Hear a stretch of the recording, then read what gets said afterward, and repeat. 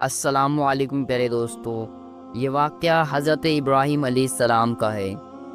حضرت ابراہیم علیہ السلام نے ذوالحج کی 8ویں رات ایک خواب دیکھا جس میں کوئی کہنے والا کہہ رہا ہے، بے شک اللہ عز و جل تمہیں اپنے بیٹے کو ذبح کرنے کا حکم دیتا ہے۔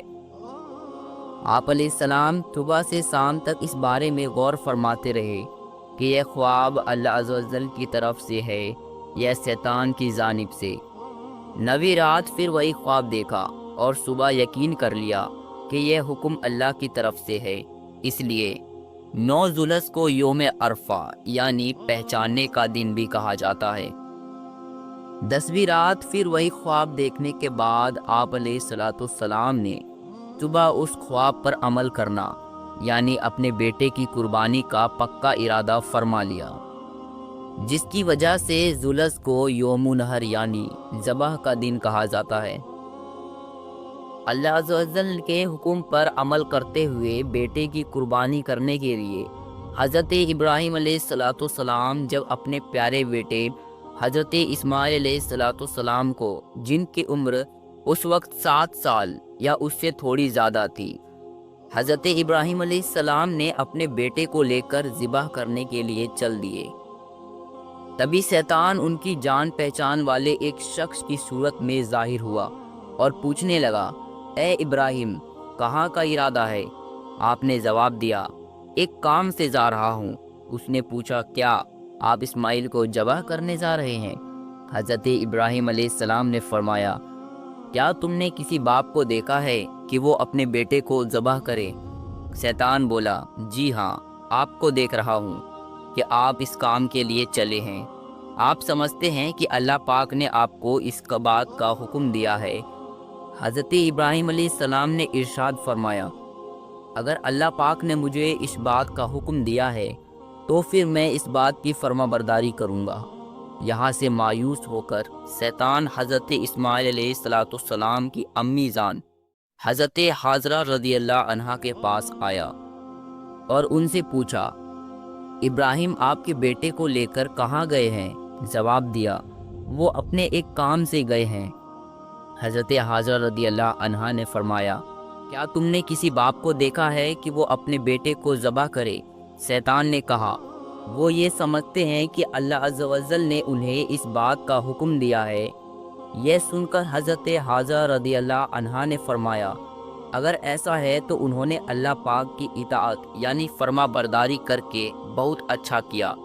اس کے بعد شیطان حضرت اسماعیل علیہ السلام کے پاس آیا اور انہیں بھی اس طرح بہکانے کی کوشش کی، لیکن انہوں نے بھی یہی جواب دیا کہ اگر میرے ابو جان اللہ پاک کے حکم پر مجھے ذبح کرنے کے لیے جا رہے ہیں تو بہت اچھا کر رہے ہیں۔ جب شیطان باپ بیٹے کو بہکانے میں ناکام ہوا اور زمرے کے پاس آیا تو حضرت ابراہیم علیہ السلام نے اسے 7 کنکریاں ماری۔ کنکریاں مارنے پر شیطان اپنے راستے سے ہٹ گیا۔ یہاں سے ناکام ہو کر شیطان دوسرے زمرے پر گیا۔ فرشتے نے دوبارہ حضرت ابراہیم علیہ السلام سے کہا، اسے ماریے۔ آپ نے اسے 7 کنکریاں ماری تو اس نے راستہ چھوڑ دیا۔ اب شیطان تیسرے زمرے کے پاس پہنچا۔ حضرت ابراہیم علیہ السلام فرشتے کے کہنے پر ایک بار پھر 7 کنکریاں ماری تو شیطان نے راستہ چھوڑ دیا۔ شیطان کو 3 مقامات پر کنکریاں مارنے کی یاد باقی رکھی گئی اور آج بھی حاجی ان تینوں جگہ پر کنکریاں مارتے ہیں۔ حضرت ابراہیم علیہ السلام جب حضرت اسماعیل علیہ السلام کو لے کر کوہ صبیر پر پہنچے تو انہیں اللہ عز و جل کے حکم کی خبر دی اور کہا، اے میرے بیٹے، میں نے خواب دیکھا، میں تجھے ذبح کرتا ہوں، اب تو دیکھ تیری کیا رائے ہے؟ فرما بردار بیٹے نے یہ سن کر جواب دیا، ترجمہ کنز ایمان، اے میرے باپ، کیجئے، آپ کو جس بات کا حکم ہوتا ہے خدا نے چاہا تو قریب ہے کہ آپ مجھے صابر یعنی صبر کرنے والا پائیں گے۔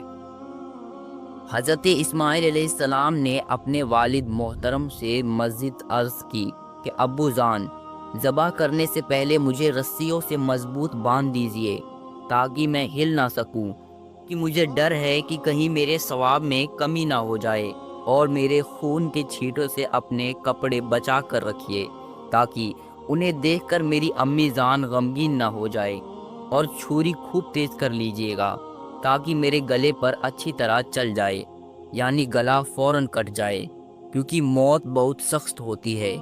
آپ مجھے ذبح کرنے کے لیے پیشانی کے بل لٹائیں، یعنی چہرہ زمین کی طرف ہو، تاکہ آپ کی نظر میرے چہرے پر نہ پڑے، اور جب آپ میری امی جان کے پاس جائیں تو انہیں میرا سلام پہنچا دیجیے گا۔ اگر آپ مناسب سمجھے تو میری قمیض انہیں دے دیجیے گا، اس سے ان کو تسلی ہوگی اور صبر آ جائے گا۔ حضرت ابراہیم علیہ السلام نے ارشاد فرمایا، اے میرے بیٹے، تم اللہ تعالیٰ کے حکم پر عمل کرنے میں میرے اور عمدہ مددگار ثابت ہو رہے ہو۔